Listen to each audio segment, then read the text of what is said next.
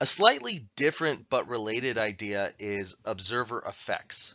So observer effects are when observers inadvertently change the behavior of those who they are observing in order to match their expectations. So again, this is not necessarily an observer watching a behavior and then giving sort of a biased interpretation of what they see.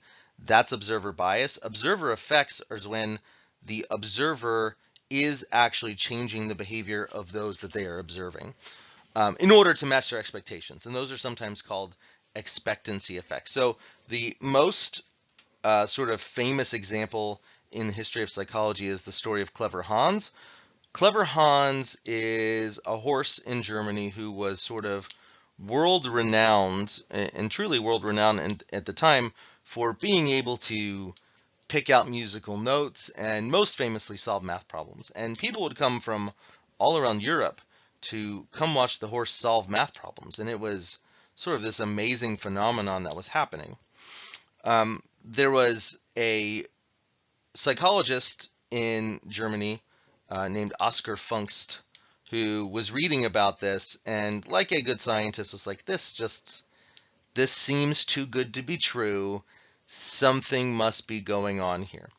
And so he watched the horse do the show for a while and the trainer do the show for a while. And by the way, I should say the trainer or the owner of the horse, as part of the show, would give the horse a math problem and then look away to prove to the audience that there was nothing going on here.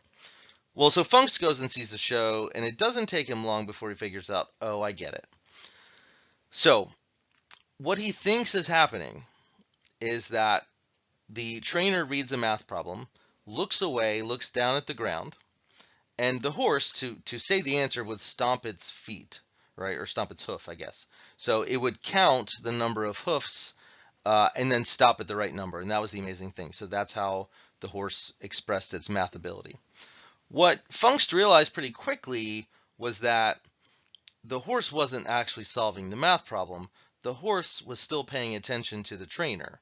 What the trainer was doing was looking down, but listening for the number of hoofs, because the trainer knew the math problem and therefore knew the answer to the math problem. So he would listen for the number of clops of the hoof, and when the horse got to the right number, he would lift his head up just ever so slightly, and the horse would stop. And that's how the horse got the right answer every time. So to show this, Funks just did a very simple thing where he said, look, to the trainer, I'm not going to tell you the math problem. You're going to go away. You're not going to know the math problem. And then I want you to come back. And when the trainer didn't know the math problem, suddenly Hans couldn't solve any math problems. So this is a case of observer effects where the presence of someone watching or presence of somebody in the neighborhood is the thing that's influencing the behavior and not the animal or organism actually doing the behavior. Probably the first and most clever example of this is Rosenthal's bright and dull rats. So in this study, Rosenthal took some students and gave them a group of rats, and their job was to train the rats to go through a maze. And he told some of the students that their rats were quite bright, actually, and very smart rats. And he told other students that the rats they got were actually fairly dumb, or dull, as he would call it, and not so bright. Of course, this was randomly assigned by Rosenthal, so the rats were all the same. They were all of the same ability. There weren't really any bright and dull rats. Those were just labels given to all the rats randomly. At the end, after the students were done training the rats, they found that the bright rats, those who were labeled bright, actually did better on the maze than those who were labeled dull. And why would that be? Well, it would be because the person doing the training, the observer in this case and the person doing the training, sort of initiated sort of a self-fulfilling prophecy. So the rats that were deemed dull, that got into the trainer's brain and they go, oh, they tried less hard now. They pushed the rats less hard. They used not as good strategies because they thought the rats were not so smart. With the bright rats, who the students expected to do well, you find that they train them harder, work them harder, do better strategies. And so The bright and dull labels that were given to the rats influenced the participants such that when they were bright rats, they worked harder to get them to succeed, and when they were dull rats, they worked less hard to get them to succeed. And another example of observer uh, effects, where the presence of the observer is inadvertently changing the behavior of the thing that they're observing. So how do you control for these? If you're a researcher and you're worried about these issues, how do you deal with them? Well, number one thing you can do is make a code book. So a code book is a long list of possible behaviors, things that could be recorded, where you make clear and explicit exactly what's happened. The more objective you make those, and the less you leave it up to a particular person's bias, the less problems you'll have. So objective code books that you publish for good open science that you make other people aware of so they can check it and see if they agree is a really good first step to controlling observer bias.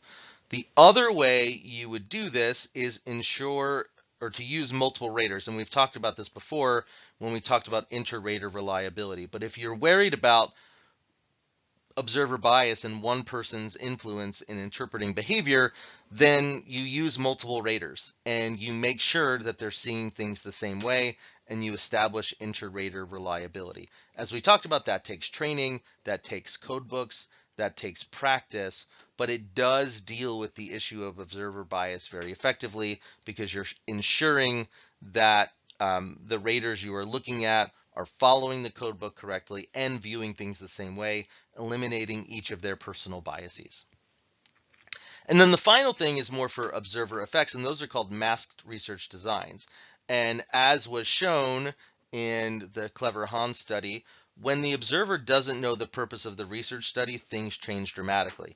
If you don't know the purpose of the research study, you can't have an observer effect because you don't have any expectations about what you think will happen.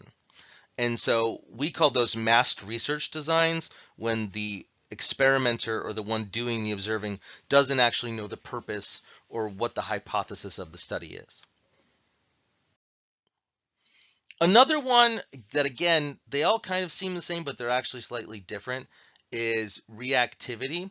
So reactivity is a change on the part of the participant that is due to being watched or being observed. So it's slightly different here than observer effects, because observer effects are when the observer, by their behavior, is changing the item or the participant or the organism that's being observed.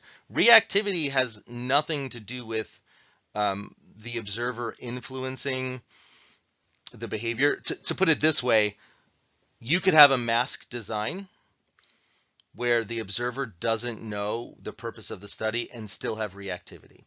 Because reactivity is when a person changes their behavior in response to the knowledge or knowing that they're being observed. So the sort of very classic, easy example here is simply like, when you're driving down the road and you see a cop and you all start going the speed limit, that's reactivity.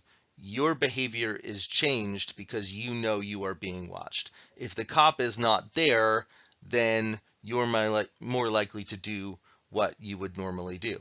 And so as a researcher, this is not great, right? Because you want to study behavior as it actually occurs. That's the whole advantage of observational research in the first place, right? Is that you want it to be natural and you want it to be what people actually say they're doing.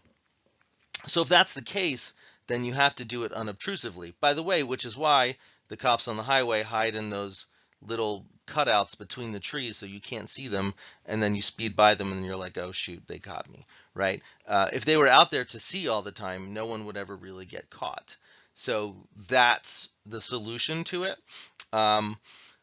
That's the major solution to it. You can also, as your book talks about, use acclimation or waiting it out. And again, that could be on the test. I'm going to cut this video here because this has already been long enough, but do make sure you're checking those out in the textbook.